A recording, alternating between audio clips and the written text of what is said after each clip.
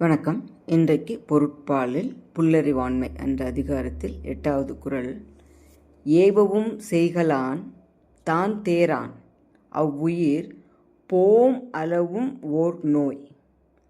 ஏவவும் செய்கலான் தான் தேரான் அவ்வுயிர் போம் அளவும் ஓர் நோய். இந்த குறள் எங்கள் அப்பா ரொம்ப அடிக்கடி சொல்லுவார்.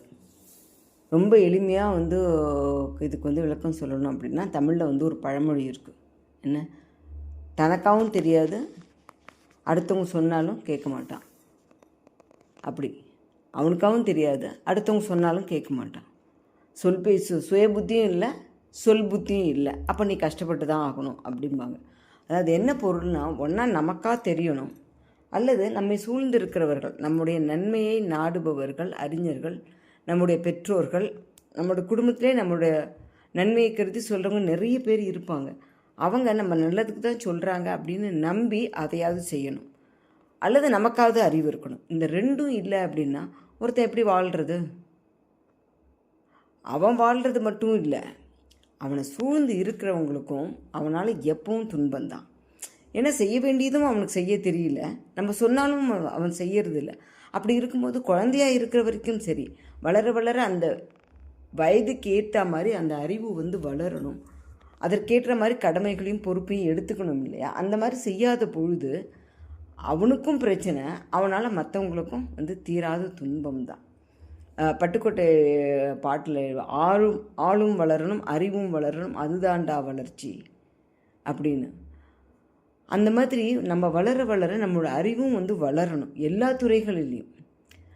நம்ம ஒரு பணம் சம்பாதிக்கிறதுக்காக ஒரு கல்வி முறையை கற்கிறோம் அப்படின்னா, அந்த கல்வியை கற்று பணம் சம்பாதிக்கணும், அதுவும் தேவை. ஆனால் அந்த பெற்ற அறிவை கொண்டு, சம்பாதித்த பணத்தை கொண்டு நம்முடைய சுற்றங்களை பேணணும். நம்முடைய தாய் தந்தையர், நம்முடைய மனைவி, குழந்தைகள், சுற்றம், உறவு, நட்பு, இது எல்லாரோடையும் ஒரு அழகான வாழ்க்கை முறை வேணும். அதுவும் ஒரு அறிவு தானே. அப்போ அந்த எல்லாமே சேர்ந்தது தான் ஒரு அழகான மனித வாழ்க்கை. அப்போ எல்லாமே தெரிஞ்சுக்கணும். எப்படி தெரிஞ்சுக்க முடியும்? கல்வி இன்றைக்கி கல்வின்றது தொழிற்கல்வியாக மட்டும்தான் இருக்குது. அந்த கல்வியை பள்ளிக்கூடத்தில் கற்றுக்கிறோம் அப்படின்னா, அந்த பண்பாட்டு கல்வியை வீட்டிலே நம்ம அம்மா அப்பாட்ட தான் கற்றுக்கணும். அப்படி எல்லாத்தையும் கற்றுக்கிட்டு அதன்படி நடக்கணும். நாமளாக சில விஷயம் வளர வளர கற்றுப்போம் இல்லைங்களா?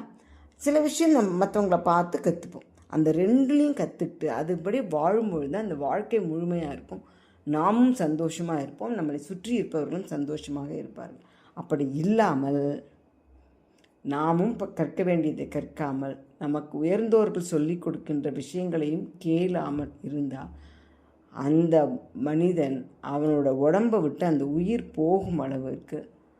போகும் அளவும் அவன் துன்பப்படுறானோ படலையோ, அடுத்தவங்களுக்கு அவனால் துன்பம்.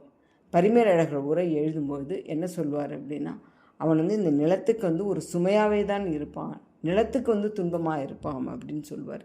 இந்த நிலம் எவ்வளவோ பெரிய விஷயங்களை தாங்குது, எவ்வளோ பெரிய மலைகள் எல்லாம் தாங்குது, அதெல்லாம் அதுக்கு பாரமாக தெரியாதான். ஆனால் இப்படி ஒருத்தன் இருந்தால் அவனை சுமக்கிறது ஒரு பாரமாக பூமிக்கு பாரமாக இருக்குமாமா. ஏன்னா அவனால் எந்த பிரயோஜனமும் இல்லை அப்படிங்கிறத தாண்டி அவனால் எல்லோருக்கும் துன்பம் அப்படிங்கும்போது அவனை தாங்குவதை இந்த பூமியால் எடுத்துக்கொள்ள முடியல அப்படின்னு பொருள்பட சொல்கிறாங்க. ஆக இந்த ஒவ்வொரு குறளையும் நம்ம பொருத்தி பார்த்துக்கணும். நம்ம சுய புத்தியை உபயோகித்து யோசித்து காரியம் செய்கிறோமா, அப்படி சில விஷயங்கள் நமக்கு தெரியலன்னா பெரியவங்க சொல்கிறது கேட்டு நடக்கிறோமா அப்படின்னு. சரிங்களா? நன்றி, வணக்கம். நாளை